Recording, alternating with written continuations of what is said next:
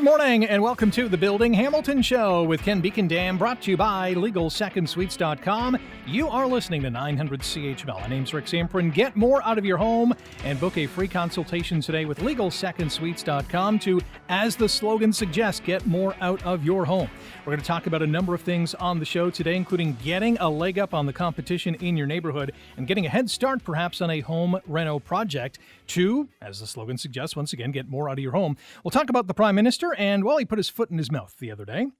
And we'll also get into some of the things, maybe we'll start with this, some of the things that the government is trying to do to help you along. First off, Ken, good morning. Yeah, good morning, Rick. It's great to be back in studio with you again and to talk about building housing, building Hamilton, building this province, trying to create more housing. We definitely need more housing. There's a wonderful opportunity before us to be able to get into housing creation and creating additional dwelling units, and there's opportunity everywhere. And, the best opportunity right now is to really start to get a head start on your future construction projects or your renovation projects. So what should people be doing if they're considering maybe renovating their basement or putting in a backyard deck or doing something with their home, and they're going to contact LegalSecondSuites.com and say what? Yeah, well, basically, a lead will come in, whether it's through our website or through our social media, and, basically inquiring about a potential project. And, the number one thing that we look at their property, the type of project they want to undertake. We look into the required zoning bylaws that may pertain to that project. And we advise and consult them on the project. And, it's so much more than just secondary dwelling units. We help people create decks or a detached garage or a covered porch, or even just an interior alteration to their existing single-family home. They want to do a finished basement. Maybe they want to do a kitchen bathroom renovation.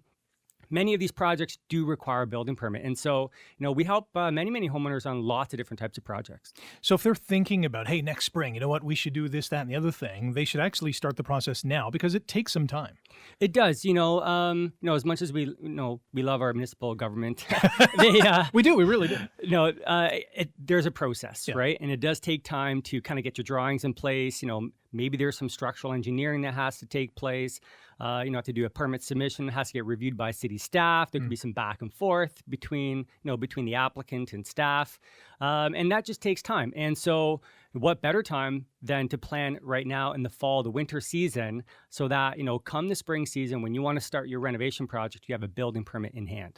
And that's the beauty of working with people like LegalSecondSuites.com is you're doing all that legwork, right? Like the homeowner's not going to City Hall to say, hey, I need a permit.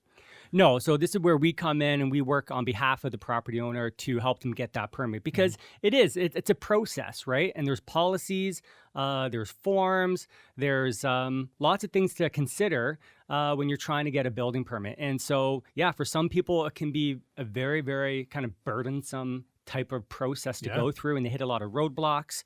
And with our experience, because we've done it, hundreds, if not thousands of times applying for city permits, we have a good appreciation for the process. We know what to look for. We can see those roadblocks up ahead, and we can course correct and make sure that, we avoid those roadblocks so that we can get our permits, in an efficient time.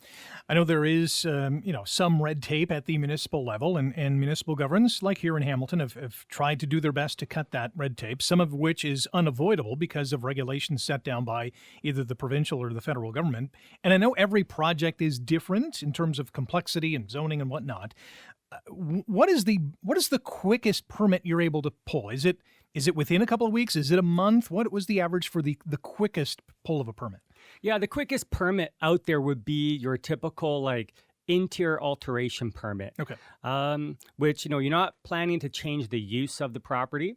So let's say you have a single family home and it's going to remain a single family home, and you want to finish your basement. Maybe you want to do a kitchen or a bathroom renovation. You want to maybe open up that kitchen and make it an open concept, living, dining, kitchen space. That's an interior alteration permit. It's subject to a 10 business day review cycle. Okay. And so that's the quickest review cycle that we have under the Building Code Act is these interior alteration type of permits. My guess is that is probably the most common one you're doing? Well, no, in our company, we're doing a lot of what we call change of use permits. Okay. Because, when you have a single family dwelling and you're going to add a secondary dwelling unit to it, you're changing the use of the property, from a single family to a two family dwelling. And so we primarily do a lot of change of use applications in our office just because of the nature of our business. Okay. So if you're not changing the use of the property, it's about 10 days, as you said. What if you are changing the use? Are we now into a few weeks? Yeah. So under the Building Code Act, for like a change of use permit, it's subject to a 15 business day review cycle. So it's a bit of a longer review cycle. And keep in mind that, that's just the timeline for the initial review of your application. That doesn't mean, we're going to have an issued permit after that, 10th day or that 15th day. This is when we get staff comments back. So staff has had an opportunity to review the application.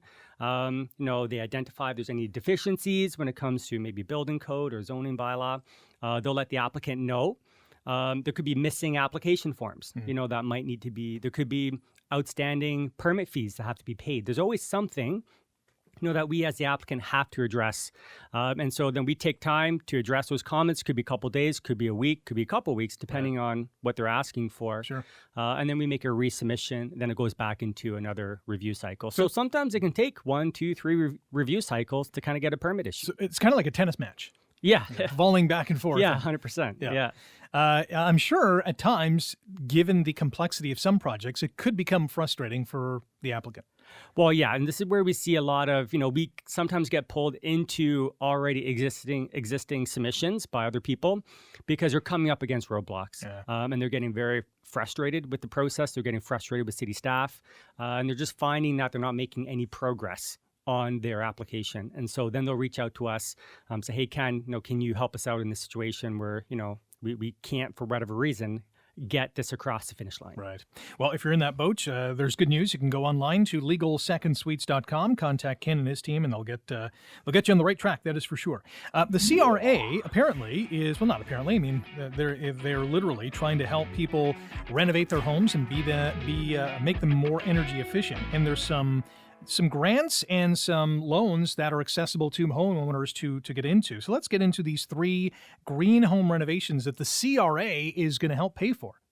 Yeah, it's amazing that, the government wants to actually give us money to help improve our homes and stuff like that. So oftentimes they're taxing and increasing costs on us, right, with inflation and money printing and all this stuff. But, for those of us that are undertaking renovations, especially renovations that, require energy efficient upgrades, new windows, doors, you're updating your mechanical systems, you have an old oil furnace, let's say, maybe updated to a new high efficiency furnace or heat pumps or something. No, there are grant programs out there from the government. And one of the ones I want to mention to people is the Canada Greener Homes Grant.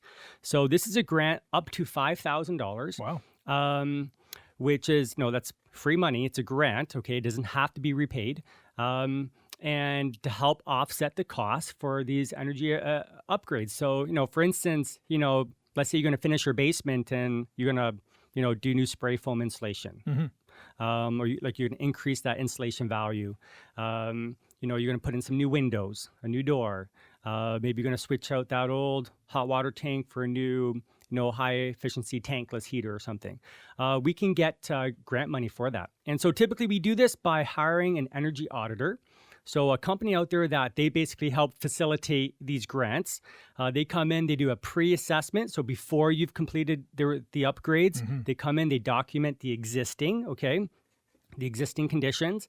And then after you've done the upgrades, they come back and they do a post-assessment, and they document all of the upgrades that have taken place. They document that properly. They submit it to the government, and then a number of weeks later, you get your check in the mail. Wow! So it can be a very simple process, and it's a lot of money that just sitting out there that people don't realize that they can tap into. Yeah.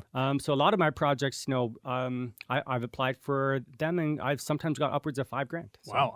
I totally missed the boat on this because I recently replaced my water heater tank with a tankless system. And had I known about this, I would have been calling the CRA to say, hey, Come on down. And then there's the other one is it's a loan. It's the Canada Greener Homes Loan Program. Okay. So this is it's a loan between $5,000 and $40,000, and it does have to be repaid, but it's an interest-free loan for up to a 10-year term. And this helps get some of those larger projects. If you're doing one or two windows, that's fine, and that can be captured under that $5,000 grant. But let's say you're replacing all of the windows in your home. And you're doing a lot of other work, that can cost, it can cost tens of thousands of dollars, right?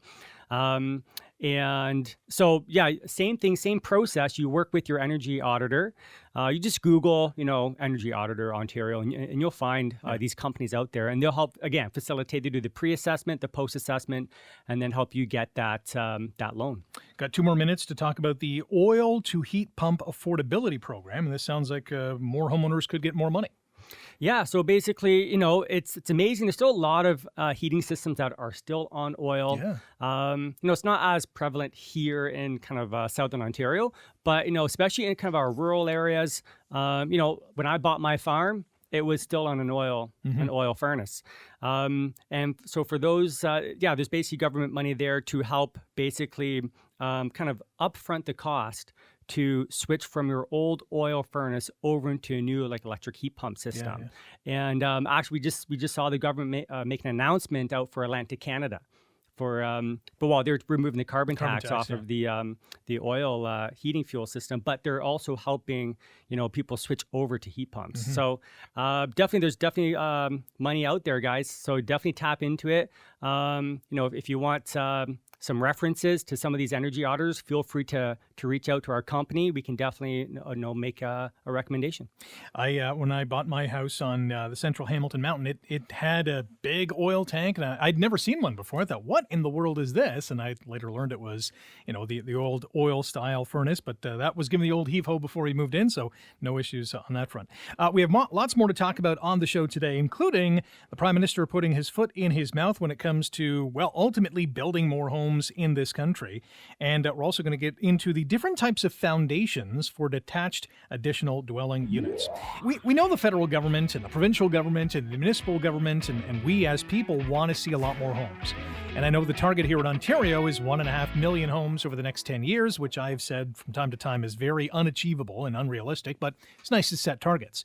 But the Prime Minister not too recently was putting investors on full blast to say, hey, you're ruining the system. Not a good move, I don't think.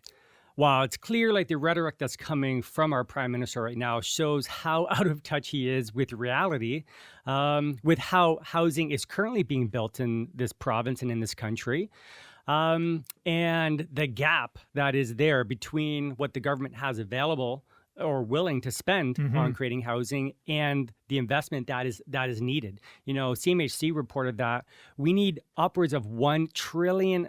This is trillion with a T, guys. Yeah. $1 trillion across this country to restore housing affordability. Yeah. Okay. We need to build upwards of 6 million homes in this country to restore housing affordability. What has our federal government committed to building housing? $75 billion in the national housing strategy. $75 billion of what we need is $1 trillion. So the gap is huge, right? We have the Housing Accelerator Fund, which has $4 billion in it, which only a couple $100 million of that $4 billion has actually been allocated to projects.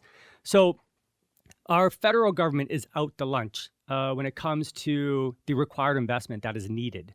And so we need the private sector. We need private investors. We need private developers to actually step up with their own funds, put their own money on the line and at risk to create the housing that we need. And so we need proper incentives for these folks. And when we have our Prime Minister out there saying, oh, the investors and the developers are, making it worse and all this kind of stuff, and they're greedy investors, greedy landlords and all this kind of stuff, you're scaring away investment. I know so many people in my network of other real estate investors and housing creators and developers who are leaving Ontario. They're leaving Ontario in droves, going to the southern U.S. Sunbelt to create housing down there. Why? It's a way more business-friendly, landlord-friendly environment, right? Their capital is protected down there, whereas up here, it's not protected. And we have rhetoric from our government that is basically saying that we're doing a bad job, that we're evil, bad people as investors and developers.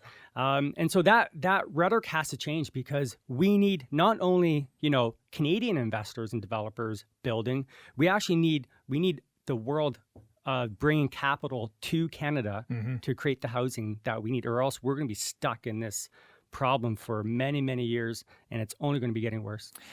In the meantime, we have a foreign buyers tax. We have a ban on some of that, investment in this country. And, for good reason in some instances. You look at Vancouver, and the price of homes there has absolutely skyrocketed, in part because of foreign investment, obviously. But at the end of the day, the goal should be to bring more investment to the country, to the province.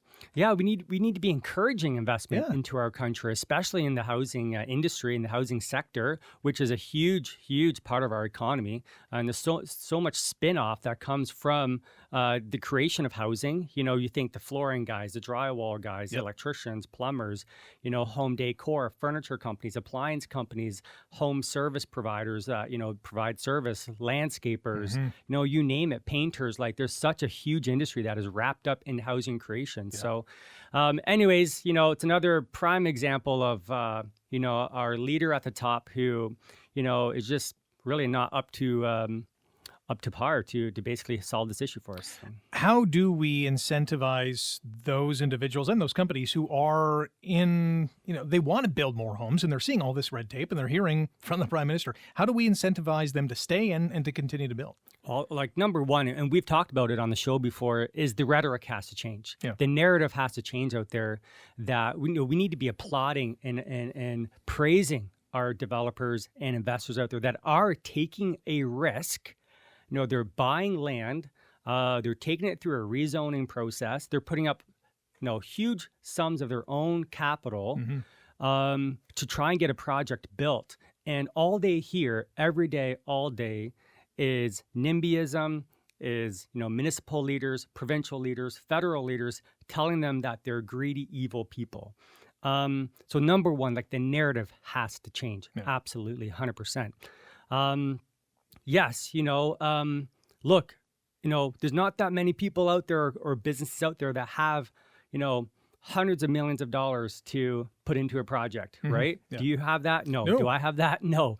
We need these guys out there to do it and help us, right? And so we need to encourage them, support them, not put up the roadblocks that they see every day. I'm a small developer. I'm doing a small project in Brantford. It's not a very big townhouse development, but there's still a lot of roadblocks, a lot of red tape, a lot of NIMBY counselors who, who've never built a single housing unit in their life, yet they're out there telling us, how to go about creating a business, creating housing units, putting our capital at risk. And then you combine that with, all the issues at the landlord-tenant board, right? And especially number one issue, which is non-payment of rent. So there's no proper protections for the capital that is being put at risk. And so, all this does is scare people who have the means to build the housing from actually building housing in this province, in this country. And so it's a huge, huge problem. I would guess that the level of frustration is probably at an all-time high because, governments are pushing that, hey, we got to build more homes, but then we have the NIMBYism angle where, we got to build more homes, but not in my backyard. Do it somewhere else. Do it somewhere else in the city. We're sitting in this city here as well. It's I love the Greenbelt. Don't get me wrong. I love, protecting, important pieces of land. But there's also pieces of land that, there's one right here in our city where city council has supported it to be removed from the Greenbelt. Municipal councilors supported it. Planning staff supported it. It should have never been in the Greenbelt.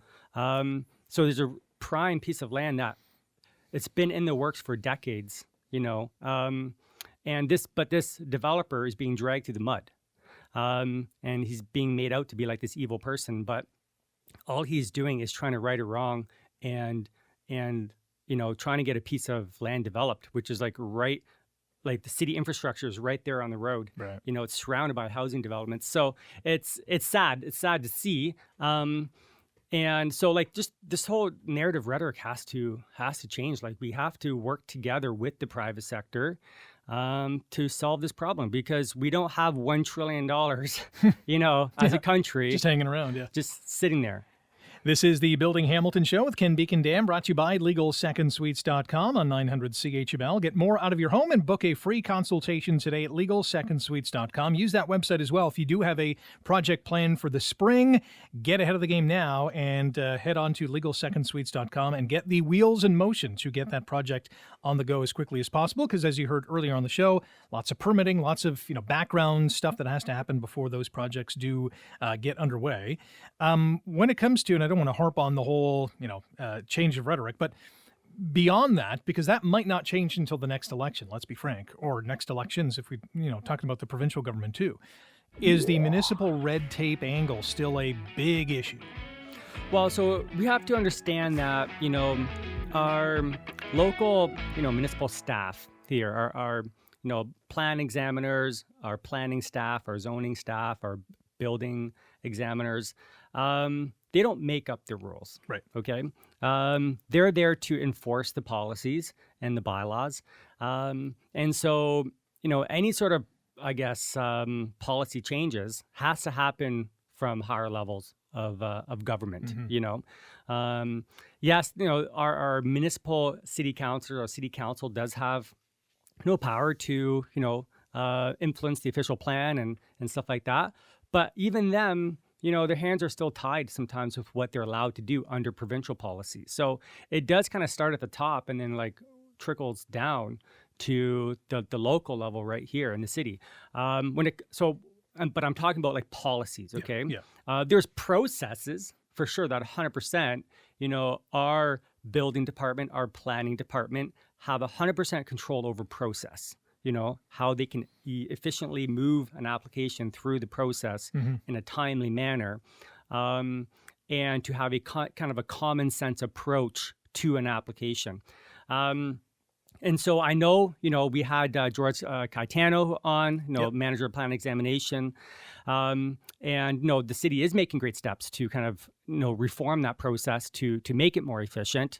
But we still have a long ways to go. Mm-hmm. And part of that problem too, and we heard from George in this regard, is that they need a lot more people. Like there's a shortage of these planning people.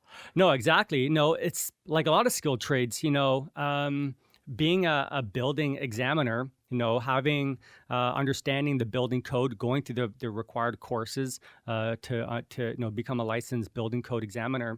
It's a skilled trade and it's lacking. And many of our municipalities do not have enough plan examiners to review applications. We're getting an influx of applications because of the demand for housing creation, but we don't have the staff or the city staff to process these applications. So it's it's a double-edged sword. It's very tough for our municipal staff to help get permits across the finish line. Mm-hmm.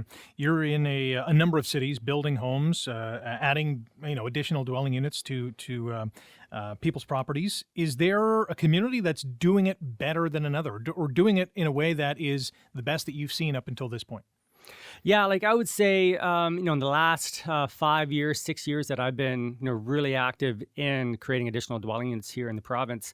Really big picture, we have Toronto, Hamilton, and Brantford are definitely the top three municipalities that are actually doing a fairly decent job.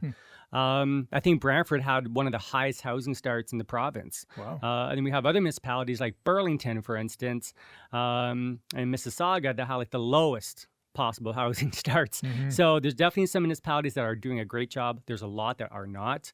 Every year, every kind of 6 months, every year, we are seeing more and more municipalities kind of reforming their zoning bylaws, making it easier, especially when it comes to secondary dwelling units. Yeah. 100% for sure. My job has gotten easier in a lot of ways because of these kind of zoning reforms. You referenced Burlington. Is that a case of there's not much more to grow in terms of space?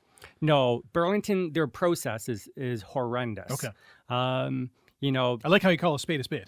No, it is. Their process is here in Brantford, I can get a secondary dwelling unit approved within probably 3 to 4 weeks from when we make our initial submission. Right. In Burlington, it takes upwards of a year to get a legal basement apartment approved because of their process. They have very onerous, long, review cycles to do a zoning review first, like up to a 10-week period to do a zoning review. Then once you clear zoning, then you have to go to the building permit review, which can be a very, very long process to do a building permit review. And then, a lot of, they require legal surveys for a lot of, pretty much every single project. You need a legal lot survey. They love their trees in Burlington, so you need arborist reports. You want to widen your driveway for a second car.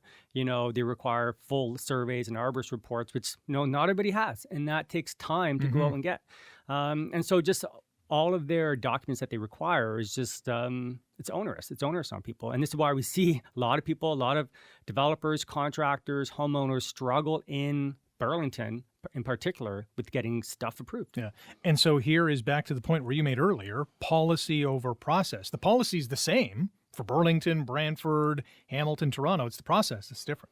Yeah. Every municipality has their different kind of ways of dealing with it, right? Like London, for another great example of a municipality that is doing a terrible job, actually, to be frank, at their process.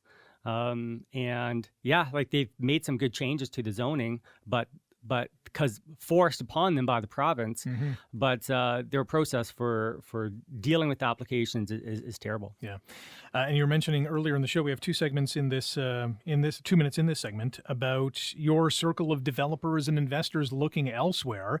Have they crossed that point, or are they still thinking about, Ontario could be, a place where we can build more, or are they just totally gone? No, it's definitely a mixed bag, okay. Right? We have a group of investors, developers that they're done. They're done with Ontario. They're so sick of. You can't blame them. The province is so sick of the LTB, and they're finding way better opportunities, easier opportunities down south, and they've already shipped out, and they're down there doing amazing projects down there. I see it. And then we have, we still have a segment here of investors who are still, quite bullish on the Ontario market in Canada, especially when it comes to, housing creation, creating new units. Right. I'm one of those people. I'm more bullish on the Ontario market here for the future, the next 10, 20, 30 years, and housing creation. I think those that are, if you want a good, viable career or business, I think if you center yourself around some aspect of housing creation, you're going to have a very, very successful business, I think. Because of interest rates and where they're at right now, it's a huge drain on the velocity of money. People cannot kind of recycle their capital fast enough because it's being consumed by interest rates. And so we're seeing there's definitely a slowdown in spending, slowdown in housing purchases, slowdown in construction. Our office, we've seen probably a 50% drop in the amount of housing construction out there at a time when we need so much more housing. We need to build. So it's crazy. But I got another question for you. We'll get it on the other side of the break in terms of another factor that is impacting our home building and our legal second suite building. I'm sure we'll factor into this as well. We'll get to that next here on the Building Hamilton Show with Ken Beekendam, brought to you by LegalSecondSuites.com on 900 CHML. Get more out of your home and book a free consultation today by going online to LegalSecondSuites.com. Get ahead of the game and organize your projects today, whether it is you're thinking about the spring months, maybe putting in a legal second suite, another a basement apartment, you want to reno some part of your home. Give Ken and his team a visit on their website, LegalSecondSuites.com, and get that permitting process and everything else under the sun underway. We were talking about all the challenges and hurdles and roadblocks that you and your industry face in terms of building legal second suites or building homes. One that we didn't talk about is the labor shortage. How big of an issue is it? It's a ongoing kind of continuing issue. Right now, because there's a big slowdown in construction activity, the labor shortage is not, I guess, as acute as it was earlier, just because there's not as much construction activity going on, right? And so, we do, at our company, we do see more trades calling us saying, "Hey, Ken, you have any projects coming up? We're looking, we have capacity, right?" That's a short-term, I guess it's helping the situation right now, the slowdown in construction when it comes to the labor shortage. But I think as soon as we see interest rates stabilize and start to come down, we're going to see a resurgence of activity and buyers back in the market, triggering renovations, and it's still an issue for sure. It's not as acute right now. That goes back to our first conversation about getting those calls and those visits to your website in early to plan for the spring, because we see the interest rates are remaining flat. The Bank of Canada said, you know what, we're going to press pause on this right now. And a lot of the economists are saying it's probably not going to change. And if it does, the next time around, it might go down, which is going to spur a lot of activity, which again, contact you at legalsecondsuites.com now to get the process started. You know what? It's actually a great time. If you have the means, to be able to take on a project, it's a great time to do it right now. Why? Trades are available. Mm-hmm. Trades are looking for projects right now.